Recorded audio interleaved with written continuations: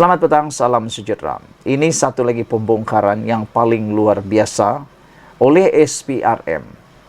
Kita tunggu-tunggu dan kita mau tahu siapa orang yang sakau, siapa orang yang curi, siapa orang yang terlibat, dan siapa orang yang tak serik-serik ditangkap atau ditahan oleh SPRM ini. Sebelum kita teruskan ulasan kali ini, jangan lupa tekan butang subscribe bagi mereka yang kali pertama mengikuti channel ini dan berikan komen Anda. Hari ini kita dikejutkan apabila beberapa akaun bernilai Rm3,2 juta dibeku. SPRM lengkapkan catatan tuduh dalam masa terdekat. Wow. Uang 3,2 juta dibeku. Akaun siapa nih? Dan dikatakan juga SPRM telah lengkapkan siasatan dan akan tuduh orang tersebut dalam masa terdekat. Ini yang betul-betul mengejutkan kita lah. Uang-uang yang sekarang didedahkan oleh SPRM bukan lagi bernilai ratusan ribu, puluhan ribu, apalagi ribu-ribu, tapi sampai puluhan juta, ratusan juta, dan ada juga yang billion. Jadi benarlah kata Anwar ketika beliau mengatakan dalam manifesto dan ketika menjadi Perdana Menteri. Amaran pertama Anwar Ibrahim ialah beliau kata orang yang beliau akan heret di mahkamah dan akan heret di dalam pendakwaan ialah jerung-jerung. Didahulukan dahulu jerung-jerungnya supaya bilis-bilisnya akan takut dan seterusnya bilis-bilisnya tak akan terikut-ikut lagi oleh jerung-jerung tersebut. Biasalah pepatah Melayu yang mengatakan kalau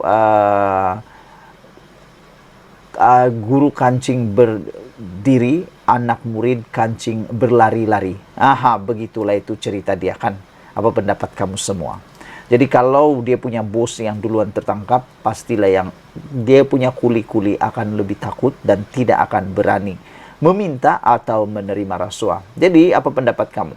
Adakah Anda setuju dengan tindakan Anwar Ibrahim yang sekarang ini menangkap jerung-jerung dulu? Atau Anda mau bilis-bilisnya dulu? Bagi saya, dua-duanya perlu ditangkap dan perlu didahulukan ialah jerung-jerungnya. Macam itulah. Supaya tiada yang mengganggu siasatan. Yang terpaling penting lagi, supaya jerung-jerung ini tidaklah dapat bersembunyi sesuka hati mereka. Tidaklah terlepas. Jangan hanya kambing hitam saja yang selalu tertangkap. Beberapa akaun bank bernilai 3,2 juta dibekukan Suruhanjaya Pencegahan Rasuah Malaysia SPRM bagi siasatan lanjut berhubung kes tuntutan palsu membabitkan dana insentif program Penjana Kerjaya. Pembekuan ke semua akaun berkenan dilakukan selepas SPRM menahan 67 individu di seluruh negara dalam Ops khas Ops Hire 2.0 sejak Selasa lalu sehingga semalam. Satu sumber mendedahkan kepada utusan Malaysia menyatakan bahawa tangkapan terbaru dilakukan terhadap seorang lelaki di Sarawak semalam. Wow, ini adalah tangkapan yang menyeluruh. Rupa-rupanya bukan di semenanjung Malaysia saja ada ditangkap oleh SPRM, tetapi sehingga ke Sarawak. Dan mungkinkah ada juga daripada Sabah? Kita pun tak tahu. Tapi yang pastinya ianya melibatkan puluhan orang yang cuba-cuba menipu, cuba-cuba mau mencuri. Kita boleh cakap curi lah macam tu kan. Duit itu sepatutnya untuk kegunaannya untuk program intensif, insentif program Penjana Kerjaya, membantu untuk latihan kerja dan sebagainya. Tetapi apa yang dibuat? Tuntutan palsu dibuat. Tiada orangnya, duitnya diminta. Tapi kita bersyukurlah SPRM bertindak pantas dan cergas sehingga dapat mengesan perbuatan jahat seperti ini. Jangan dibiarkan kerana ini akan merugikan Malaysia.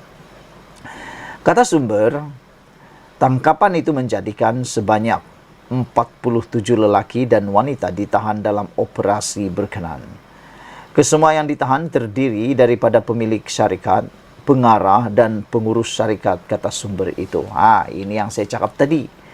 Jerung-jerung dulu ditangkap, baru bilis-bilisnya. Kalau bilis-bilisnya itu karane, pekerja-pekerja bawahan, pembantu tabir dan sebagainya. Yang ini pemilik syarikat, pengarah dan pengurus syarikat. Yang menjadi kehairanan dalam pemikiran dan dalam otak saya lah.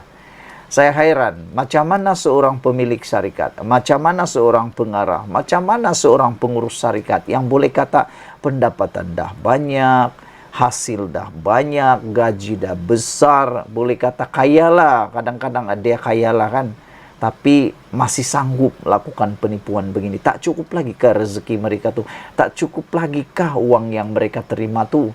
Sehingga sanggup lagi melakukan penipuan, pemalsuan dokumen seperti ini. Pada pendapat Anda lah kan, orang seperti ini kaya kah atau miskin? Karena biasanya orang-orang kaya yang sebenarnya adalah orang yang membantu orang miskin, bukan mencuri duit orang miskin.